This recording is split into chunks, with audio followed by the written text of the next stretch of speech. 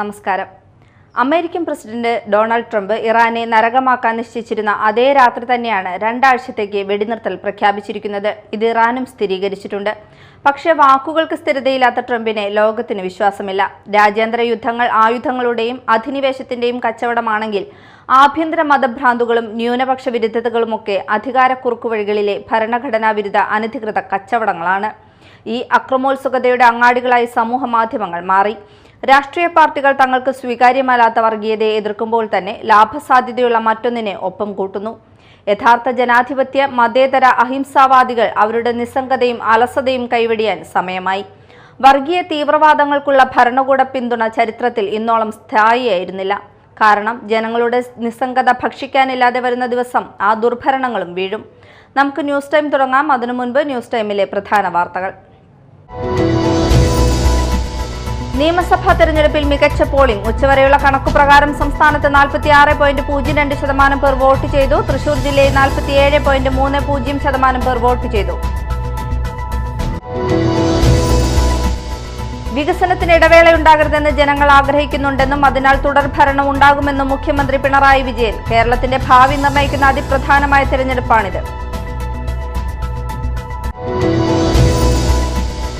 ഇത്തവണ 100-ലധികം സീറ്റുമായി UDF അധികാരത്തിലെത്തുമെന്ന് ആവർത്തിച്ച് പ്രതിപക്ഷ നേതാവ് VD സതീശൻ. കേരളത്തിലെ ജനങ്ങൾ പ്രബുദ്ധരാണെന്നും എല്ലാം കൃത്യമായി നിരീക്ഷിക്കുന്നവരാണെന്നും VD സതീശൻ.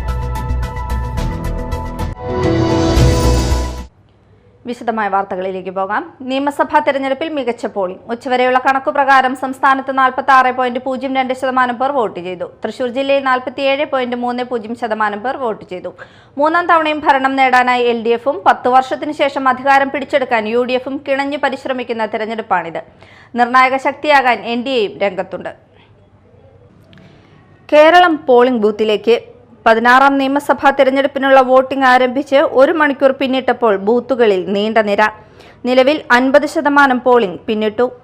മുഖ്യമന്ത്രി പിണറായി വിജയൻ, പ്രതിപക്ഷ നേതാവ് VD Satheesan, KPCC president Sunny Joseph, Panakkad Sayyid Sadiq Ali Shihab Thangal, PK Kunhalikutty തുടങ്ങിയവർ വോട്ട് രേഖപ്പെടുത്തി.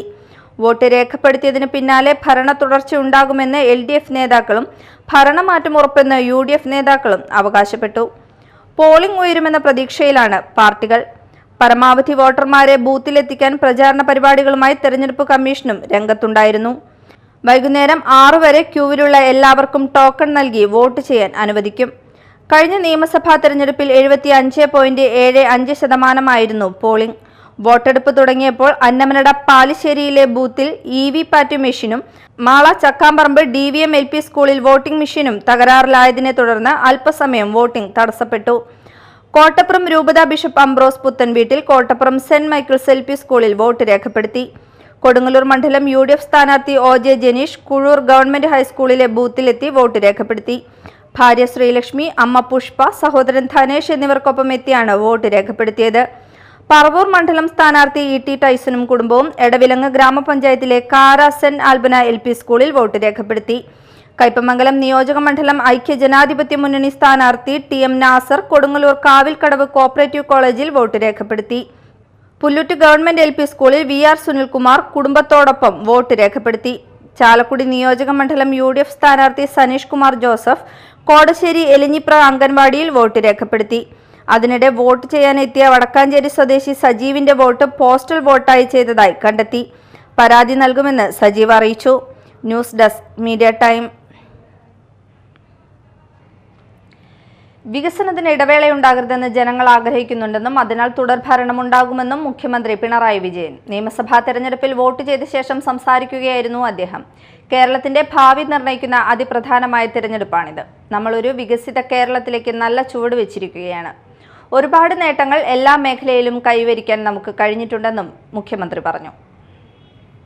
ഈ തെരഞ്ഞെടുപ്പ് കേരളത്തിന്റെ ഭാവി നിർണയിക്കുന്ന അതിപ്രധാനമായ തെരഞ്ഞെടുപ്പാണ്. കാരണം നമ്മൾ ഒരു വികസിത കേരളത്തിലേക്ക് നല്ല ചുവട് വെച്ച് നിൽക്കുകയാണ്. ഒരുപാട് നേട്ടങ്ങൾ എല്ലാ മേഖലകളിലും കൈവരിക്കാൻ നമുക്ക് കഴിഞ്ഞിട്ടുണ്ട്. അത് തുടരണം. ആ പുരോഗതിക്ക്, വികസനത്തിന് ഇടവേള ഉണ്ടാകരുത് എന്നാണ് ജനങ്ങൾ പൊതുവെ ആഗ്രഹിക്കുന്നത്. അതുകൊണ്ട് തന്നെ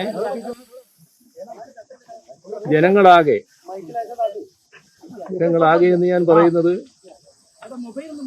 ഇത് കക്ഷി രാഷ്ട്രീയ അടിസ്ഥാനത്തിലുള്ള തെരഞ്ഞെടുപ്പാണല്ലോ. പക്ഷേ LDF-നോടൊപ്പം തന്നെ LDF-നെ എതിർക്കുന്ന മുന്നണികളിലുള്ളവരടക്കം നാടിന് വികസനം വേണം, നാടിന് പുരോഗതി വേണം എന്ന് ചിന്തിക്കുന്നവരാണ്.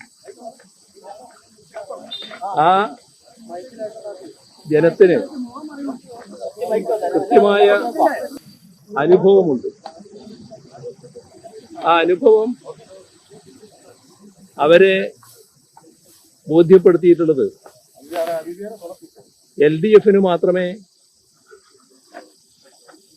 പ്രതിബദ്ധതയോടെ നാടിന്റെ പുരോഗതി മുന്നോട്ട് കൊണ്ടുപോകാൻ കഴിയുകയുള്ളൂ എന്നാണ്. ഇത്തവണ 100-ലധികം സീറ്റുമായി UDF അധികാരത്തിലെത്തുമെന്ന് ആവർത്തിച്ച് പ്രതിപക്ഷ നേതാവ് VD സതീശൻ. ദേശീയ സർവേകളിലെല്ലാം നല്ല നിലയിലേക്ക് UDF ഉയർന്നു വന്നു.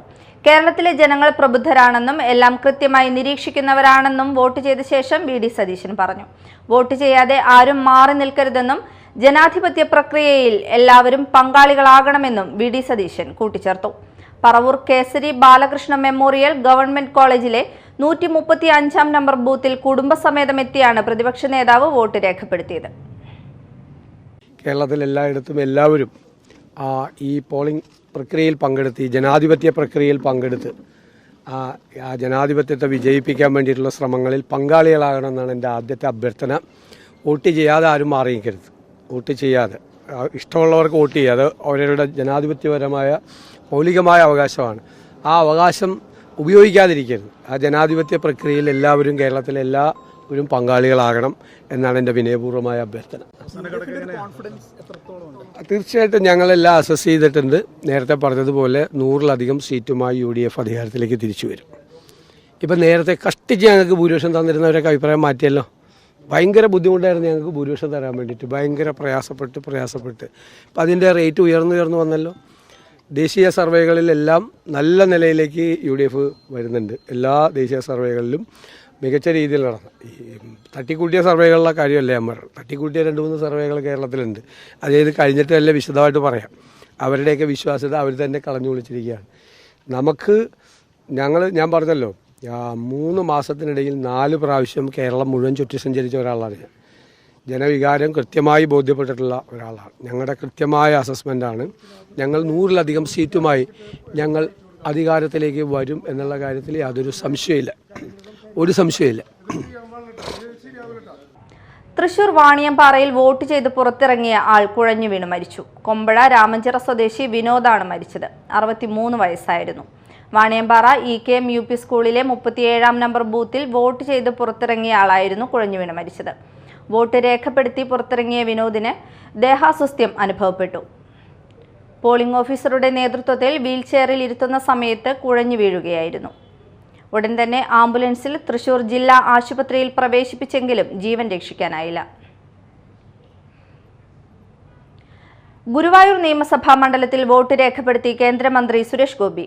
ഗുരുവായൂർ ദേവസ്വം ഇംഗ്ലീഷ് മീഡിയം സ്കൂളിലെ പോളിംഗ് ബൂത്തിൽ 5-ാമത്തെ വോട്ടറായാണ് അദ്ദേഹം ക്യൂവിൽ നിന്നത്.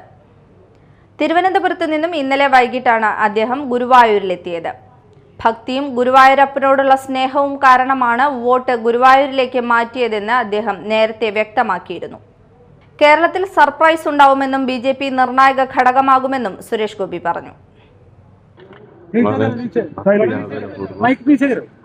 ഞാൻ പാർലമെന്റിൽ സത്യപ്രതിജ്ഞ ചെയ്യുമ്പോൾ എല്ലാ ദൈവങ്ങളെയും പ്രാർത്ഥിച്ചാണ് നടന്നു വന്നത്.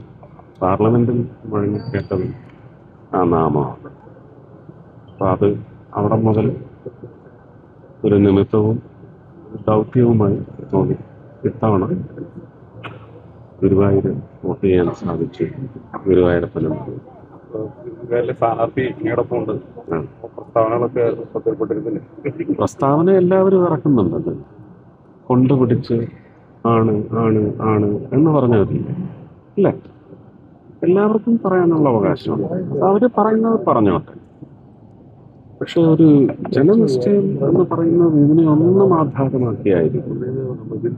ജനങ്ങൾക്ക് ഓരോ കാലഘട്ടത്തിലും മാറി വരുന്ന ചിന്താഗതി. ഈ കാലഘട്ടം 12 വർഷത്തെ ഞങ്ങളുടെ ഒരു ഭരണ മികവ് ദേശവ്യാപകം. സംസ്ഥാനത്ത് ഇന്നും സ്വർണ്ണവിലയിൽ ഇടിവ്. 1 പവൻ സ്വർണത്തിന് 1720 രൂപയാണ് ഇടിഞ്ഞിരിക്കുന്നത്. ഇന്നലെ ഒറ്റയടിക്ക് 2990 രൂപ കൂടിയതിനു ശേഷമാണ് ഇന്ന് പവന് 1000-ലേറെ രൂപ ഇടിഞ്ഞിരിക്കുന്നത്. ഗ്രാമിന് 215 രൂപയുടെ ഇടിവാണ് ഉണ്ടായിരിക്കുന്നത്. ഇതോടെ സംസ്ഥാനത്ത് 1 പവൻ സ്വർണത്തിന്റെ വില 1,11,080 രൂപയായി. ഗ്രാമിന് 13,885 രൂപയും നൽകേണ്ടതായി വരും. ഇറാൻ അമേരിക്ക വെടിനിർത്തൽ ചർച്ചകൾ ഉൾപ്പെടെയുള്ള അന്താരാഷ്ട്ര രാഷ്ട്രീയ സാഹചര്യങ്ങൾ സ്വർണ്ണവിലയിൽ പ്രതിഫലിക്കുന്നുണ്ട്. ജനുവരി 29-ന് രേഖപ്പെടുത്തിയ 1,31,160 രൂപയാണ് റെക്കോർഡ് നിരക്ക്. കഴിഞ്ഞ ആഴ്ചകളിൽ സ്വർണ്ണവിലയിൽ വലിയ ചാഞ്ചാട്ടങ്ങൾ ഉണ്ടായിട്ടുണ്ട്. പ്രധാന വാർത്തകൾ ഒരിക്കൽ കൂടി. നിയമസഭാ തെരഞ്ഞെടുപ്പിൽ മികച്ച പോളിംഗ്. ഉച്ചവരെയുള്ള കണക്കുപ്രകാരം സംസ്ഥാനത്ത് 46.02% പേർ വോട്ട് ചെയ്തു. തൃശൂർ ജില്ലയിൽ 47.30% പേർ വോട്ട് ചെയ്തു. വികസനത്തിന് ഇടവേളയുണ്ടാകരുതെന്ന് ജനങ്ങൾ ആഗ്രഹിക്കുന്നുണ്ടെന്നും അതിനാൽ തുടർഭരണം ഉണ്ടാകുമെന്നും മുഖ്യമന്ത്രി പിണറായി വിജയൻ. കേരളത്തിന്റെ ഭാവി നിർണ്ണയിക്കുന്ന അതിപ്രധാനമായ തെരഞ്ഞെടുപ്പാണിത്.